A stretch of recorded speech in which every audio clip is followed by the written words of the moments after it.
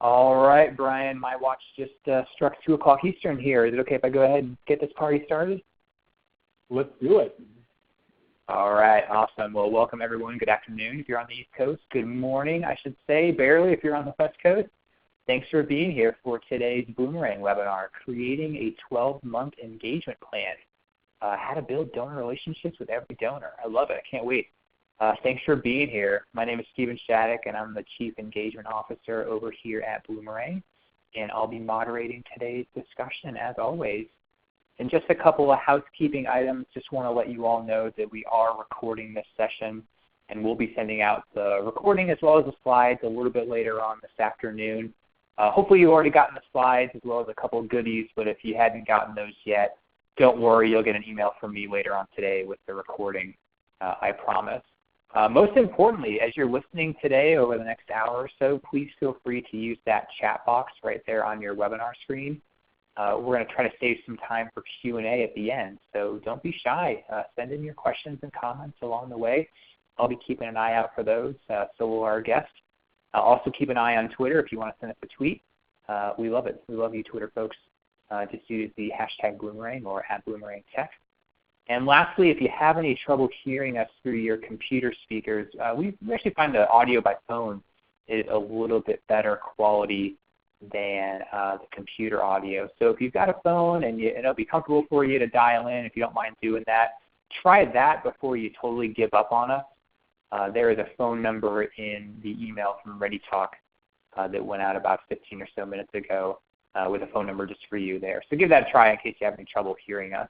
And if this is your first Boomerang webinar, I just want to say an extra special welcome to you first-timers. We do these webinars just about every Thursday throughout the year. Actually, in 2019, we did 49 Thursday sessions.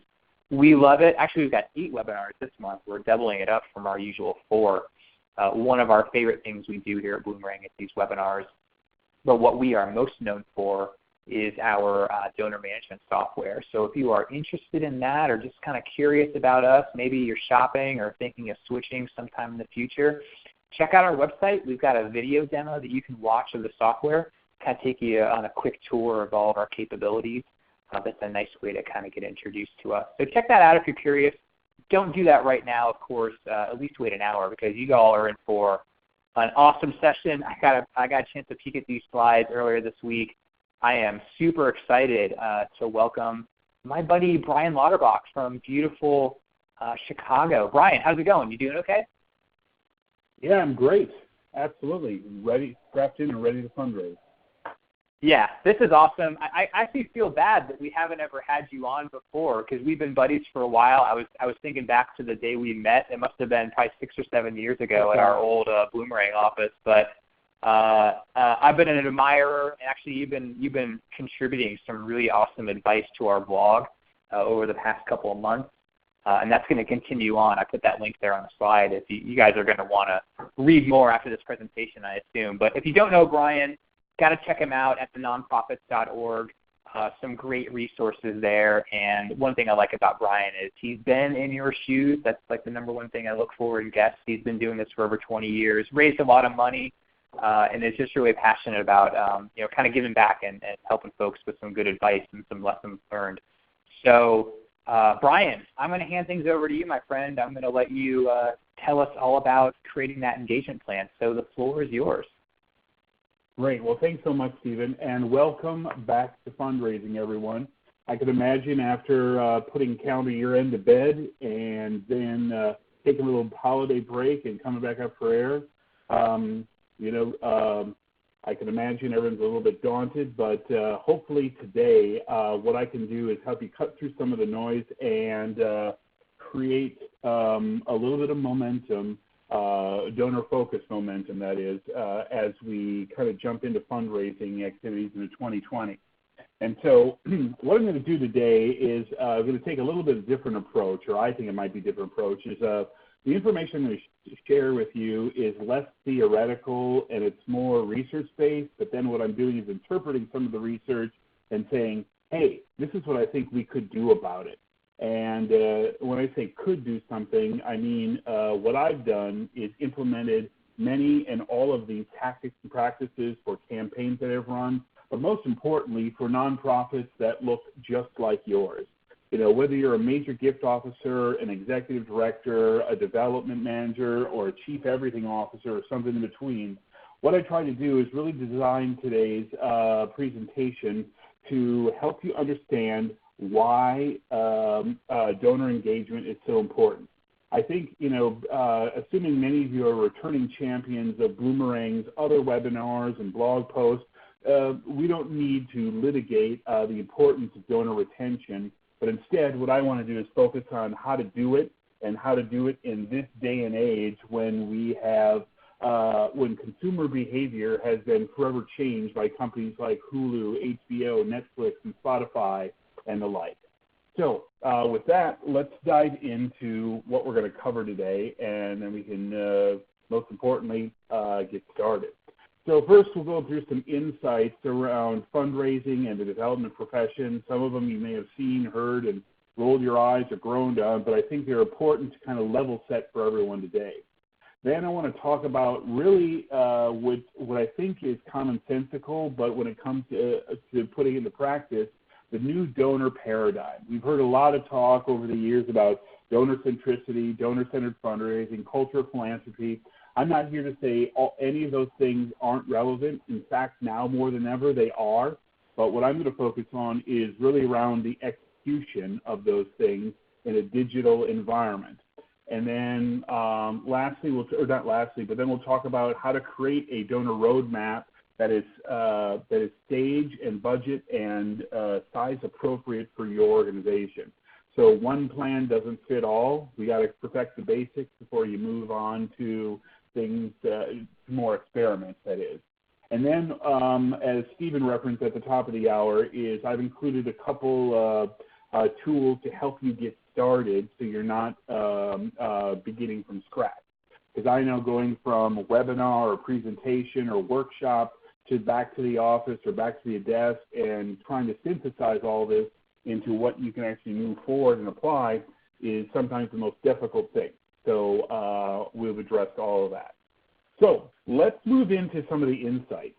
And the headline here around the insights is that we need to manage to the data and the dysfunction, the challenges that we face as fundraisers in an environment and in a sector where scarcity of resources is, commonplace, and very few of us have the luxury of operating from a place of abundance.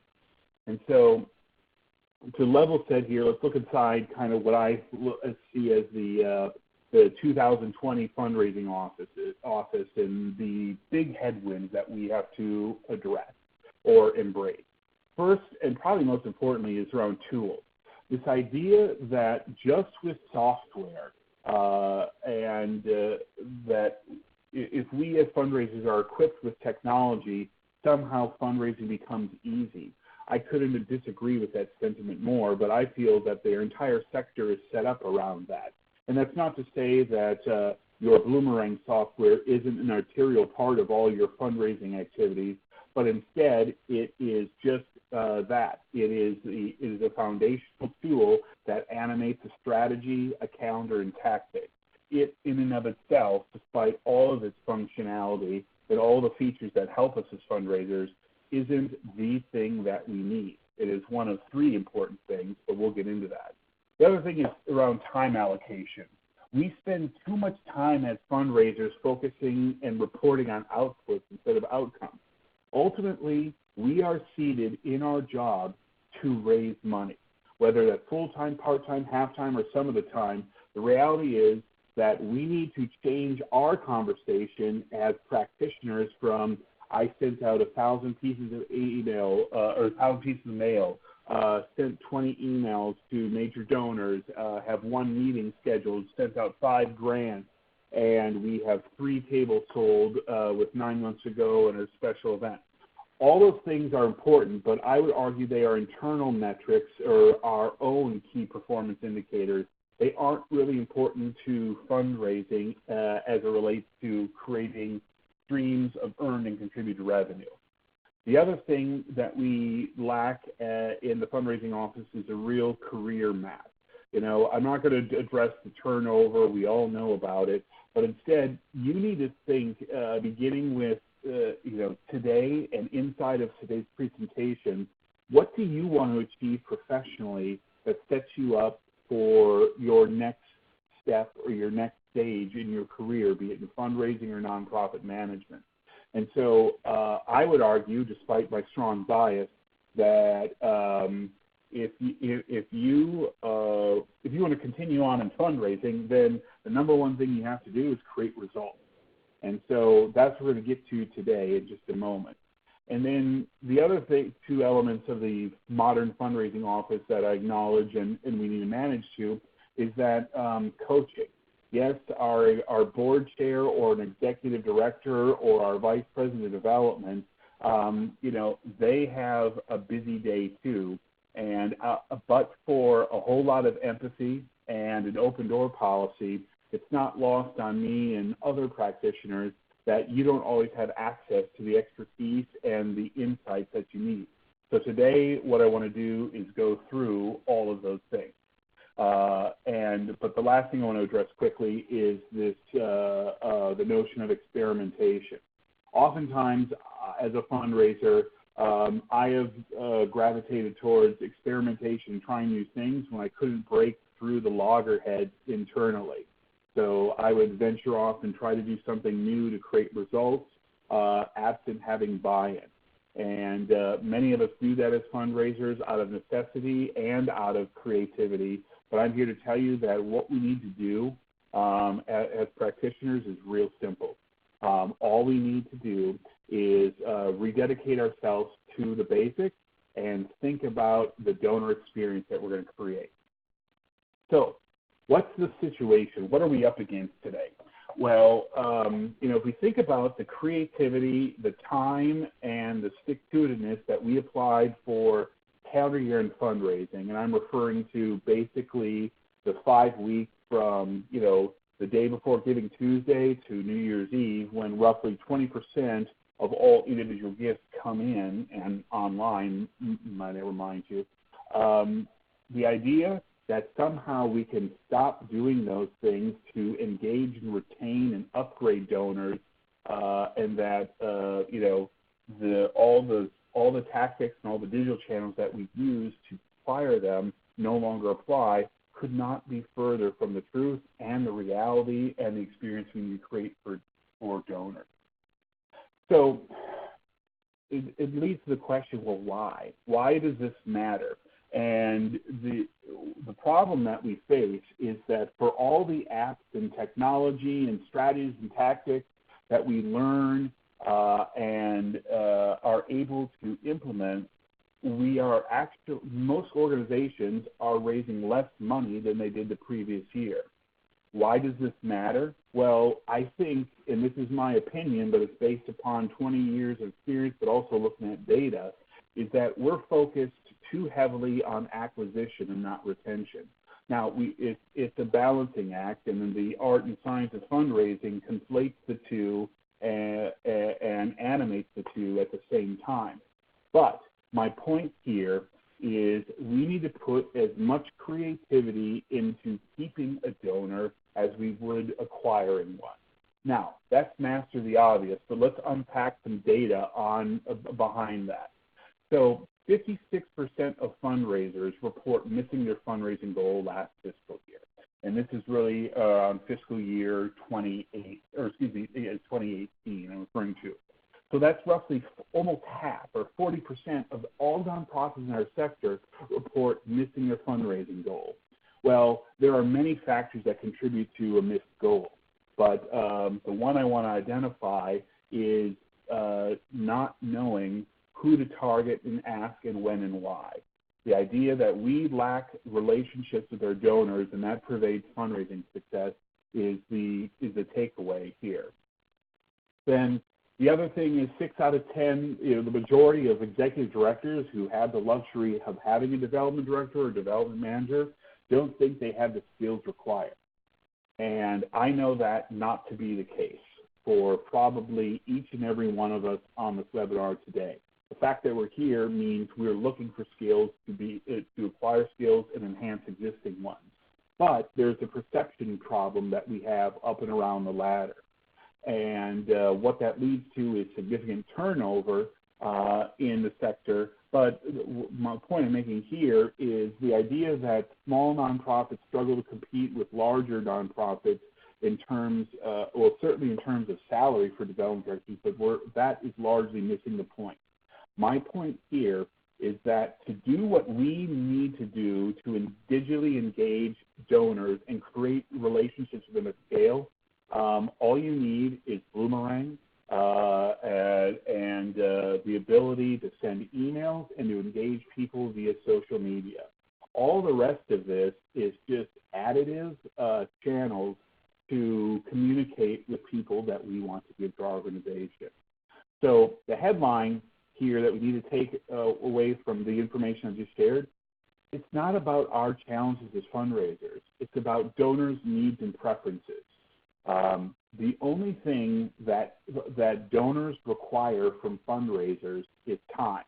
Now, I'm not talking about time to go to meetings or lunches or to dinner and drinks and all that stuff, like kind of more traditional major gift cultivation and stewardship activities. Instead, it's really about time allocated to create a digital experience with our donors. So why is this so important?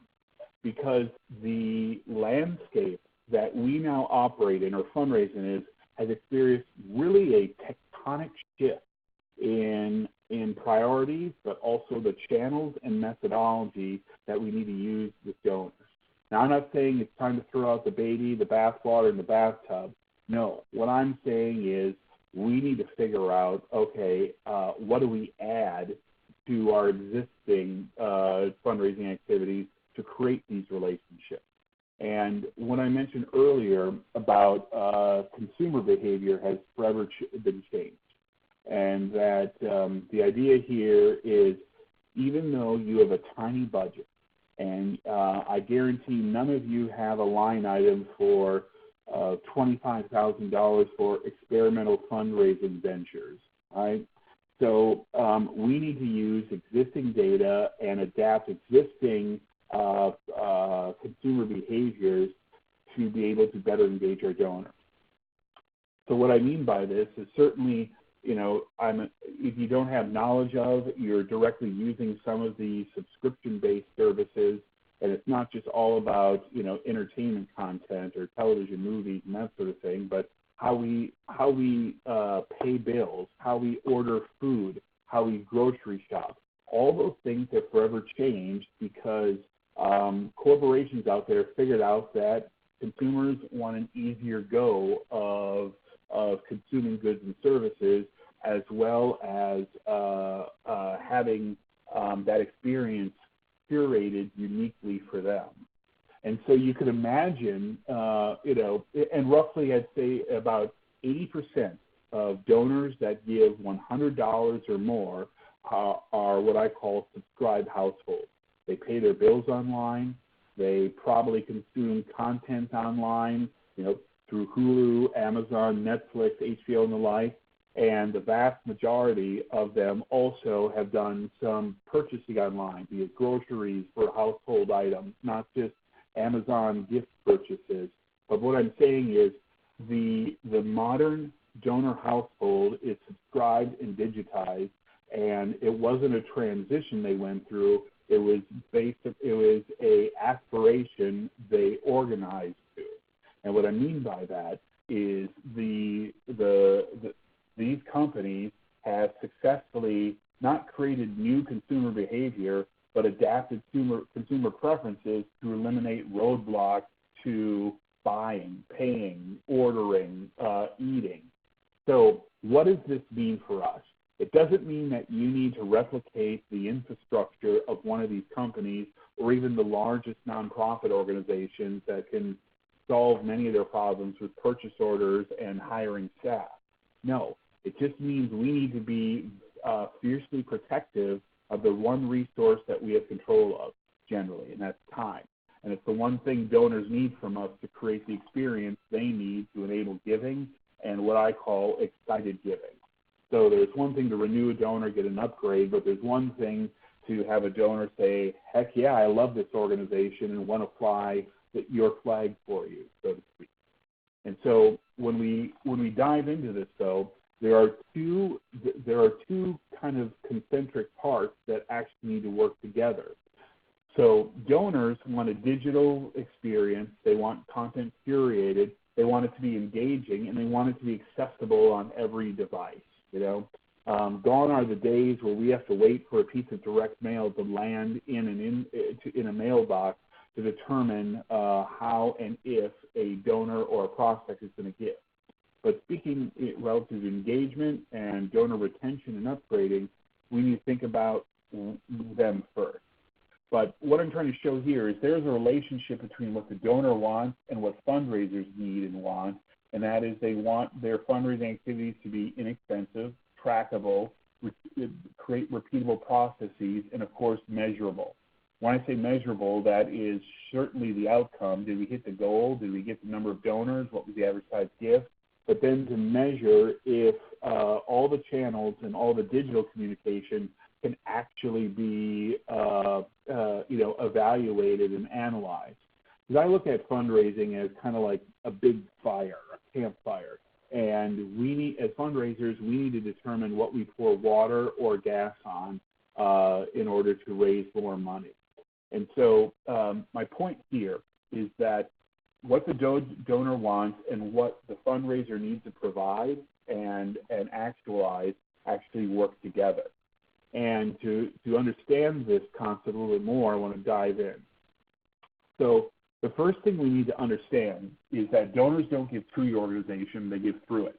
Now, that sounds like clever consultant speak, and to be honest, it is a little bit, but it has the added value of being completely genuine and sincere.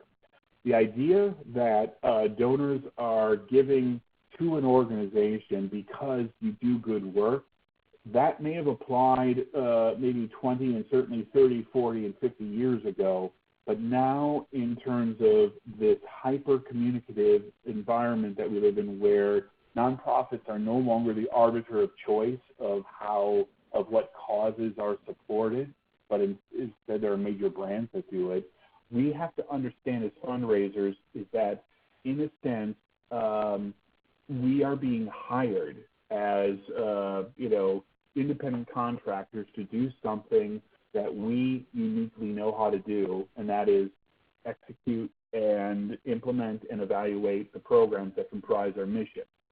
And so what you have done, doubling down on this analogy, is that you got to the messages that you create have to be more of those of accountability and transparency as opposed to sunshiny, everything's perfect all the time. Now, there's a fine line between communicating failures and successes, but what I mean by transparency is if you are hired to do something, you're going to explain to people what you need to do, how long it's going to take, what do you think the outcomes are going to be, and what are the potential setbacks. And so absent being able to create, animate, and distribute that information, you actually aren't giving donors what they want from your organization, because donors are not interested in your coffee cups and your mouse pads and your stickers and your T-shirts. They're interested in your impact. And when I made the reference to flying a flag, meaning donors give to nonprofit organizations who not only do good work and reflect their, a shared value system, but they want to fund winners. And so if you're not talking about the outcomes, not of your fundraising, but of your mission, how many people you're helping, how many people need your services or programs, and how many people comprise the entire universe that could benefit from your mission and services, that's what you need to be communicating over and over. And I don't mean to sound like it should be repetitious, but it needs to be ruthlessly focused on outcomes. You're not getting money because you're a nonprofit. You're getting money from donors because they believe what you do matters creates value and certainly creates outcomes. So what do we need to take away is that your product, and I know, like many purists like me, we are loath to think of our missions and products and nonprofits as, analogs to corporations and their products and what they do. But if you truly want to embrace this new operating environment for fundraising that's been conditioned by new consumer behavior, you have to. You don't have to talk about it, you just have to understand it. And so you need to understand that your product is not your building, the founder of your organization, your program. It is the outcomes and the impact you create.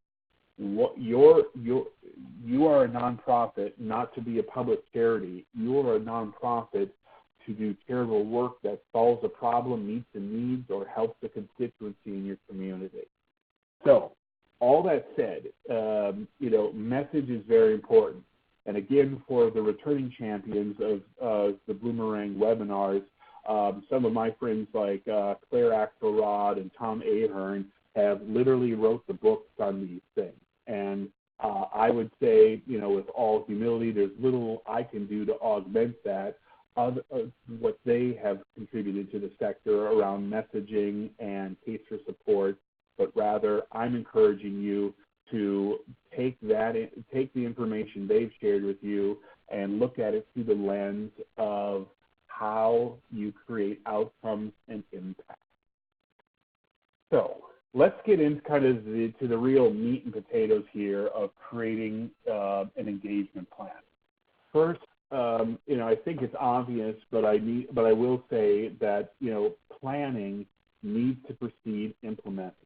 If you're anything like me, you think you got the concept and you want to start running.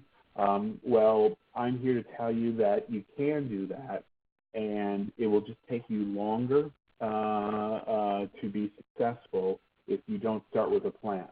Beyond the obvious, what the plan helps us do is align all of our resources, people, time, and budget around something that everyone believes will work.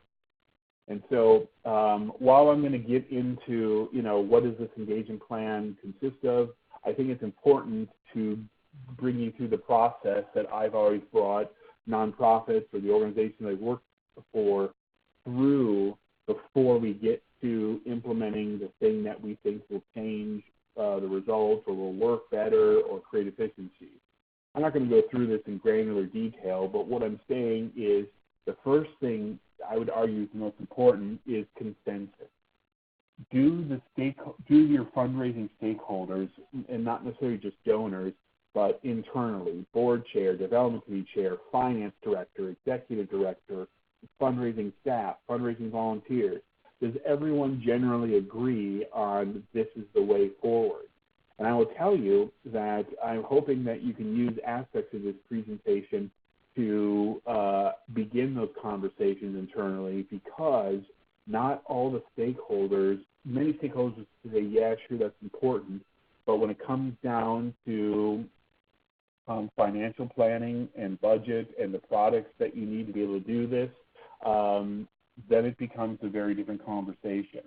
But to ameliorate, those concerns or any skepticism, let's start with building consensus around what has worked and what hasn't worked. And then, after you have that, then the planning roadmap or planning sequence gets a lot easier. And, and what I've mapped out here are the various stages that, or not stages, but really steps that you need to consider and operationalize. The other thing, when I say compliance, that's not to suggest that there's all this legal rigmarole that you have to go through, but rather, if you've never been kind of emailing people every other week or every month consistently using Boomerang or like a MailChimp or something like that, you need to understand that, you need to be compliant with the rules that govern and regulate email communication. So when I say compliance, it's just like, it's not just ready, set, go. It's ready, set, make sure you can, and go. So anyways, enough on the planning framework. So, what you should be aspiring to do is create as many automated processes as possible. I know, having been currently being a super user of Boomerang for another organization that I'm consulting with, is that Boomerang has everything you need to basically operationalize the type of engagement plan that I'm outlining and calling for. And so I'm not going to go through in granular detail, all of these different elements, but zoom out of this slide, if you will, in your head to 100,000 feet. So if we think about all the what I call donor input, whether it's an event, a direct mail appeal, Giving Tuesday, a peer-to-peer campaign, a one-on-one solicitation, if we think of all the ways, the points of entry for a donor to become just that, a donor, we have to think as methodically and as systematically about how to engage them after they go into a funnel. The number one reason why your special event donors don't convert to annual donors is because because many organizations treat them as basically, they have this one-size-fits-all. We'll put them in the database, they'll get the thank you, we'll get the e-newsletters, they'll get the invitations, and by some mystical act of divinity, those things come together and create a donor or an annual donor. They do, but in a very small percentage. So when someone comes into your organization as a donor, specifically a first-time donor, that is the point of intervention, where what you do in that moment for that donor will determine their likelihood of renewing, let alone upgrading or just walking away. And so obviously when you put people into your funnel, you have to segment that funnel. So a current donor, lapsed donor, first-time donor, special event donor, all those people don't need to have different messaging, but they do need to be engaged differently, especially in the run-up to appealing to them or in soliciting them when that occurs. But the other thing you need to within the segmentation, there are preferences. Well, let me go back to the special event donor again. So the special event donor could be there because they got roped by their company into occupying a table. They could have been asked by one of your donors. They could have just bought 2 tickets and got stuck at a table, not stuck, but placed at a table that staff or the committee had put them at. So the bottom line is you don't know why everyone is there. And if you make assumptions around that, then that will just slow you down and decrease the outcomes that you're able to create relative to fundraising. So figuring out how to capture donor preferences. Is it, what program do they like? What mission, or are they just in it for the mission? Or is there a individual board member, volunteer that brought them in? All those things, if you can't capture them, you should figure out what are the 1 or 2 things that are important and start to try, okay? Because I don't need to explain to anyone here that, more information means more insight, but it also means more personalization, customization, and suggests that there is a relationship present. The number one reason why direct mail isn't as effective as it can be between organizations is the amount of personalization. Dear Friend creates an environment where there's doubt. Dear Brian creates an environment where of confidence, where, okay, this person knows me. I'm on the right list, theoretically. So segmentation, preferences, experience. What do you want the donor to understand, and how are they going to get that information, retain it? Then the innovation. What do we need to do beyond knowing the date and the amount that people gave in order to personalize and customize the message? And then qualification. That's another thing. is to the extent that you can begin to, predictive model probably makes me sound way more smart than I actually am, and it sounds more daunting than it actually is. But if you're able to understand what types of, again, using our example, special event donors became annual donors without much lifting or watering, then that's who you should pursue first. And then obviously the funnel needs to create an environment of analysis. So what I'm reasonably certain I've just done is made this all seem really complex and overwhelming, and it's not. Instead, if we all do our jobs creatively, authentically, and with data, all these things can happen pretty naturally.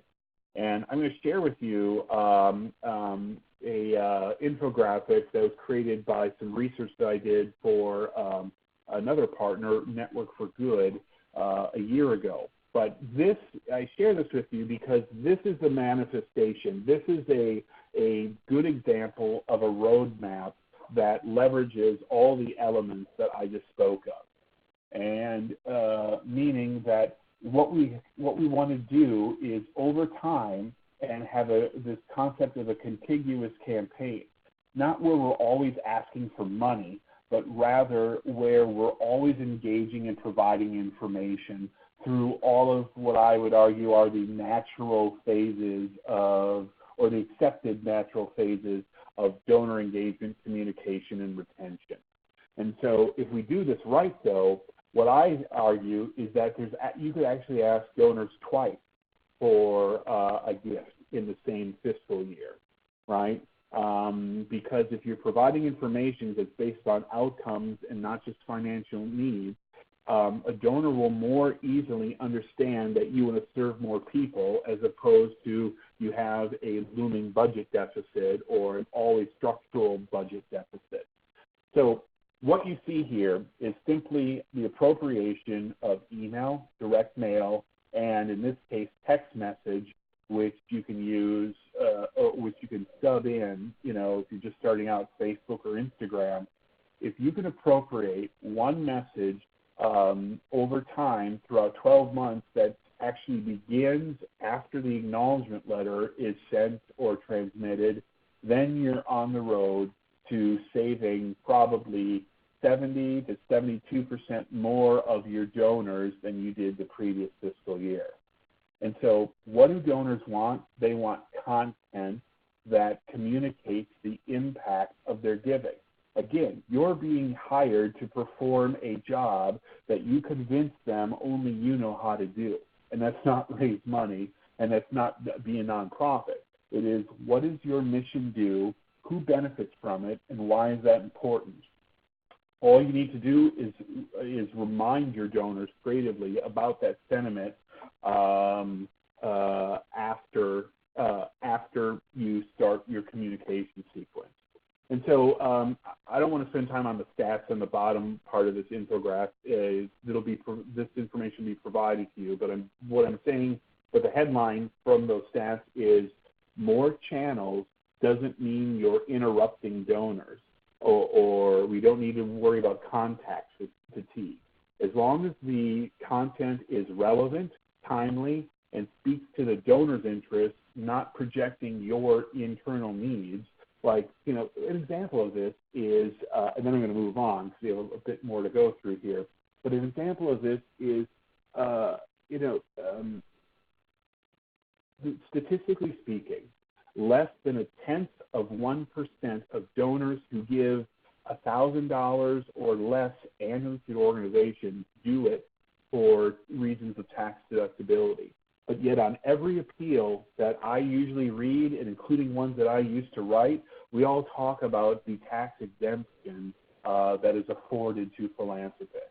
Now, set apart the legislation and what it means for major gifts, when we're talking annual gifts, generally no one does it because they are just getting a tax deduction. But yet we waste that precious real estate in a letter and an email explaining that, right? The other thing is, but for your finance director, your executive director, your internal stakeholders, no one gives a rip roar about when your fiscal year ends. I can't tell you how many appeals or messages I get from nonprofits like, our fiscal year ends on this date, and we're trying to raise, close the gap to do this, this, this.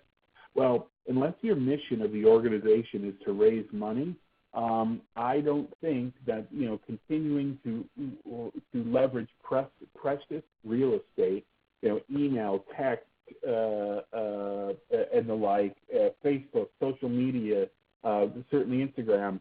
If you're talking about things that don't matter to donors, then you're just creating noise. So the long story short is that it's what you do over time to consistently remind the donors that they have created value not for your organization, but for the people you're all interested in helping or servicing. That's what increases retention. And so, but what I've done is sort of broken down this, what looks to be like a nice looking infographic that's terribly complex. What I've done is broken down basically the planning elements that you need to consider to have this type of campaign. And like I said, the only thing that you need to have to make this all work is an email delivery system, a database that is, has good data in it, and then the ability to understand why donors give to your organization. And there's a couple tools that I'm going to go through in a couple minutes here that explain that. But right here, what I've done is we start in the upper left-hand corner, rethink your case for support.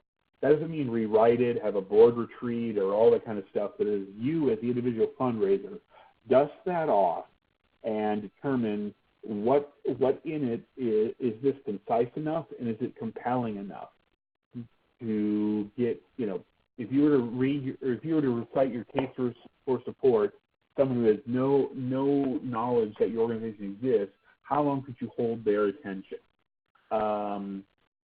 That's what you need to think about in terms of case to support. Ruthlessly functional, focused on outcomes. Then the other thing is the analog of, having a campfire and pouring gas or water on it to determine, how long your fire will burn. You need to begin your planning, your engagement plan, with an understanding of what has worked before. So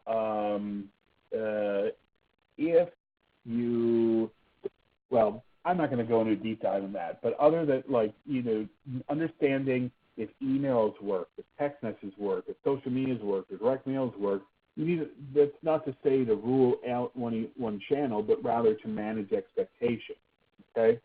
And that gets when you move into segmentation, that creates another layer of planning consideration.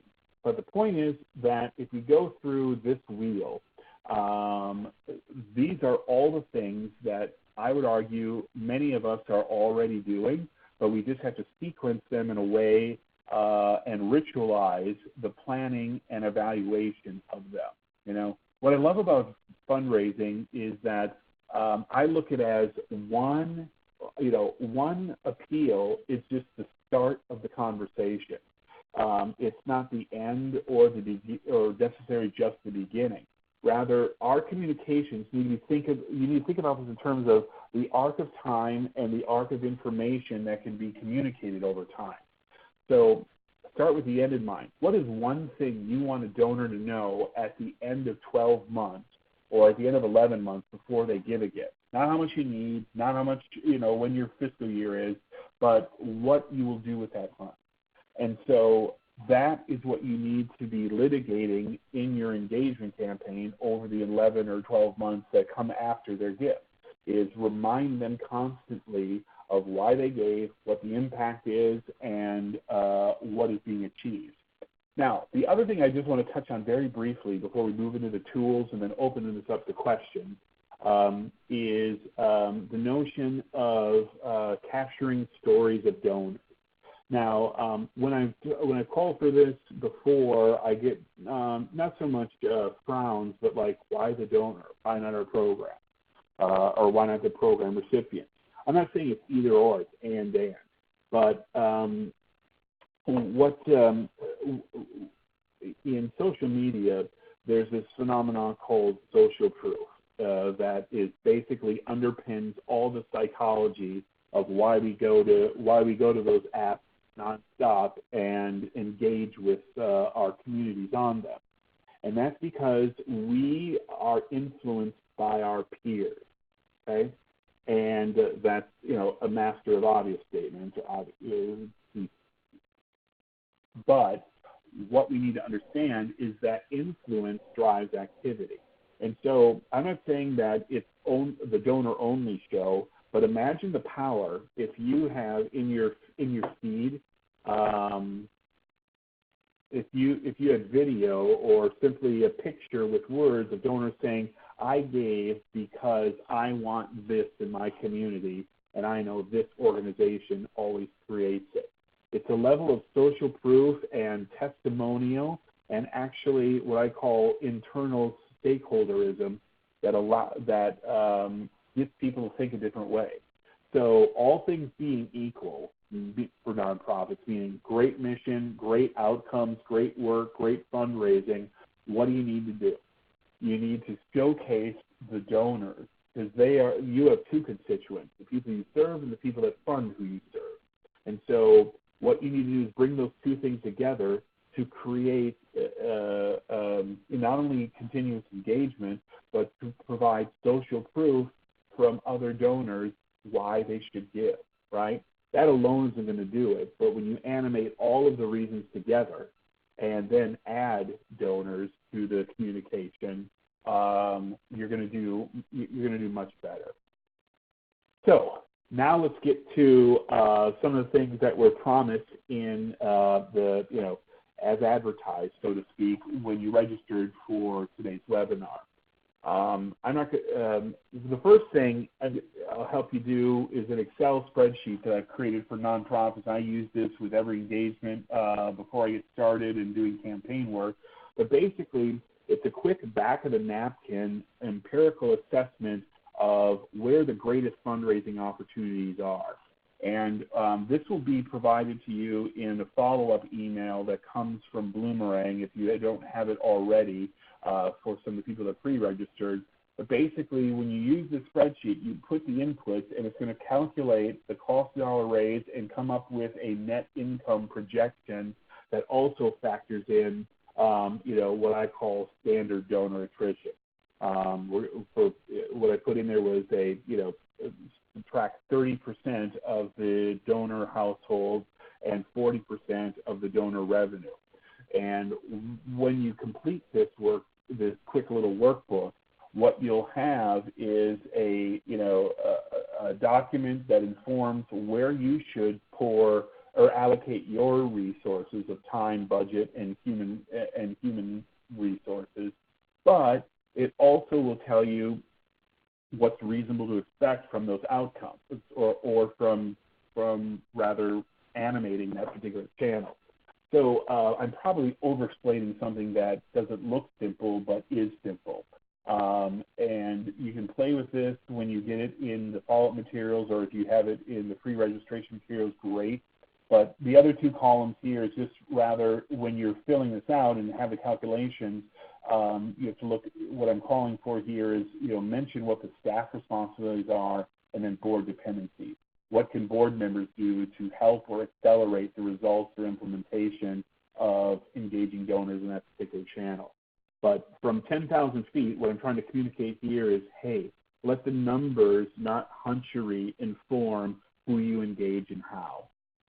The last thing I want to share with you is this doesn't look very impressive on this slide, but when you get the actual document or the workbook tool, I think you'll smell what I'm cooking.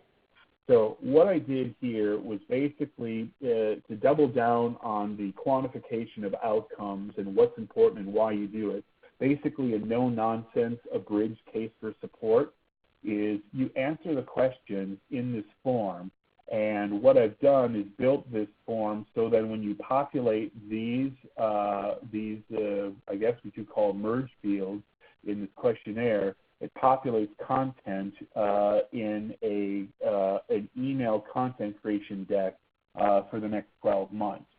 And so when you do this, you will basically, when you complete this exercise, you'll basically have the guts and the messaging for your 12-month engagement plan.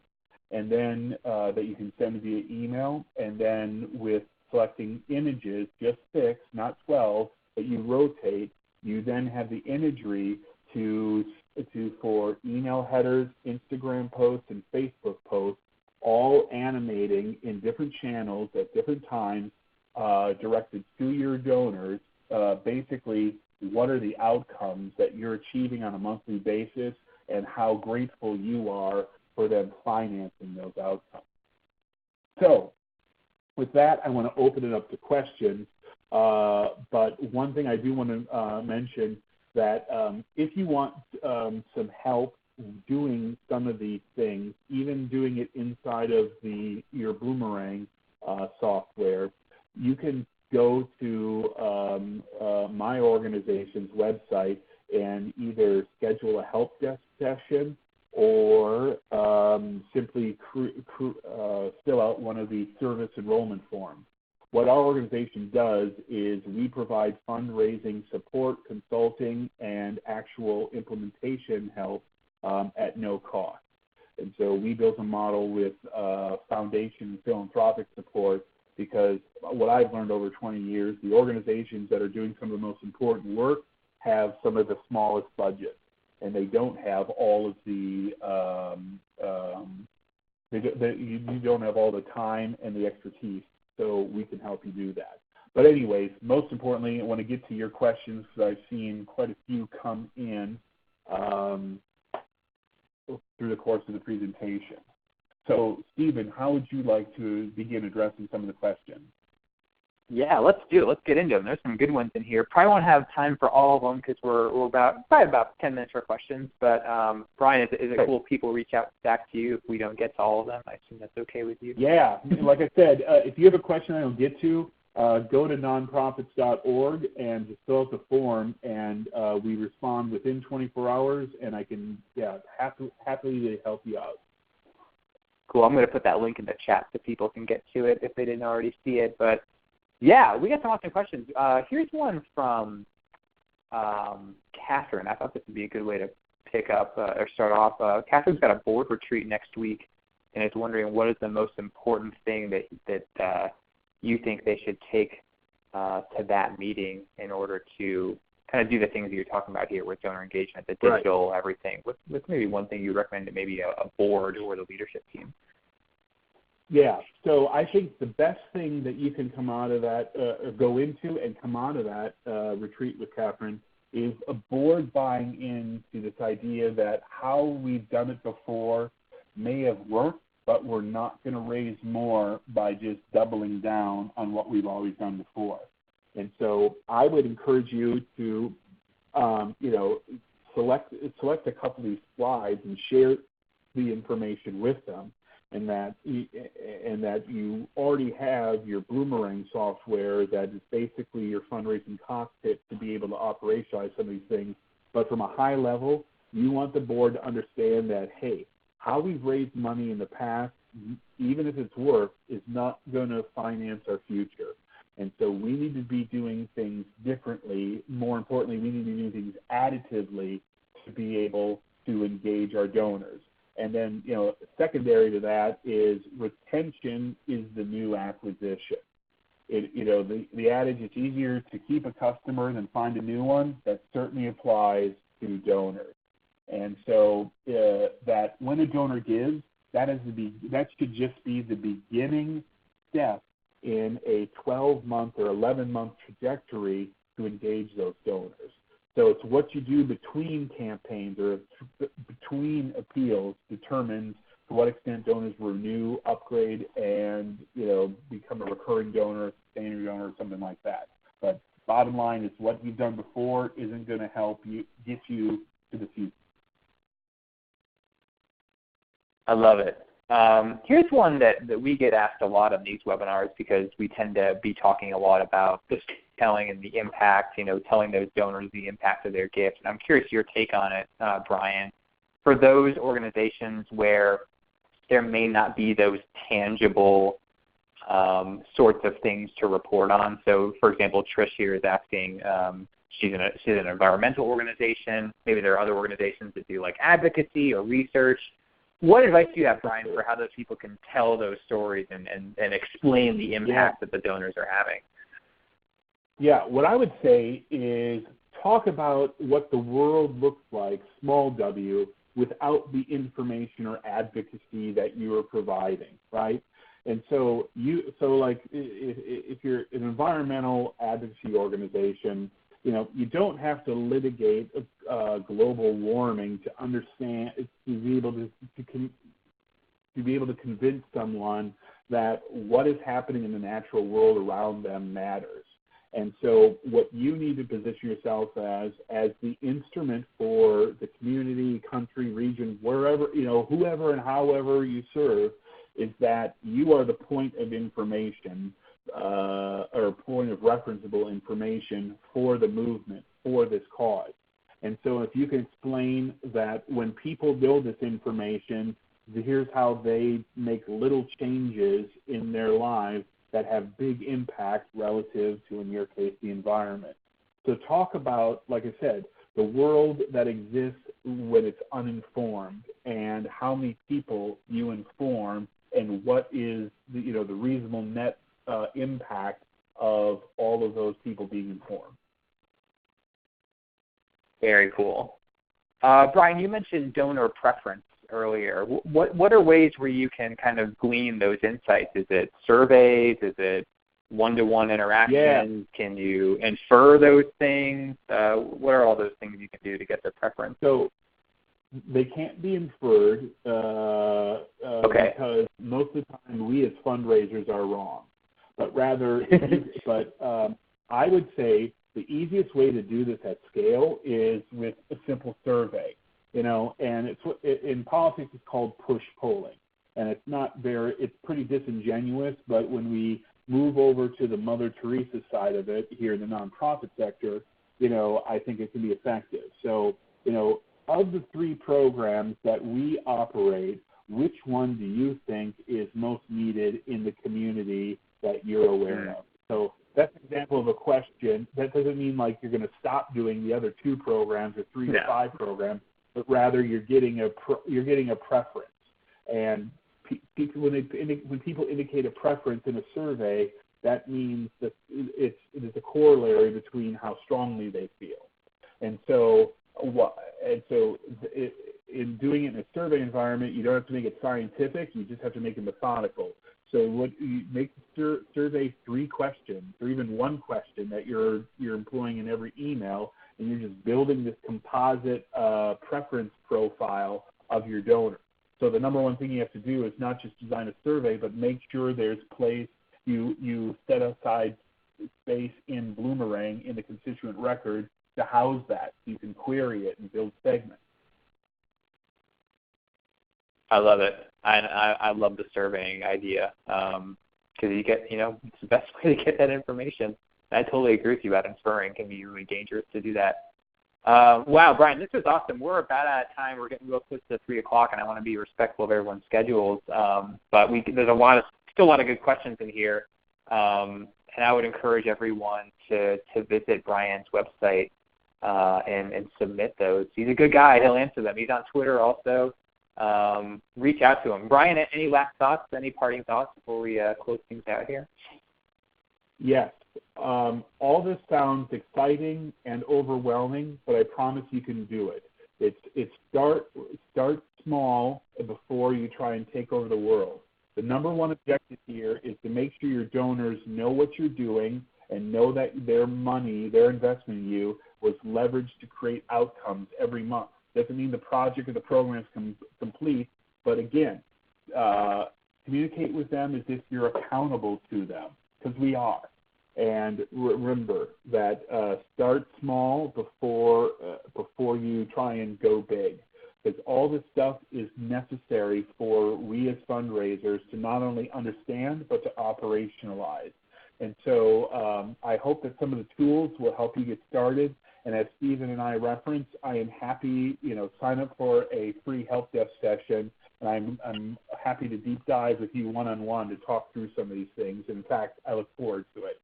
So with that, Stephen, thanks for the time and the forum, and I appreciate everyone's participation and interest and these great questions.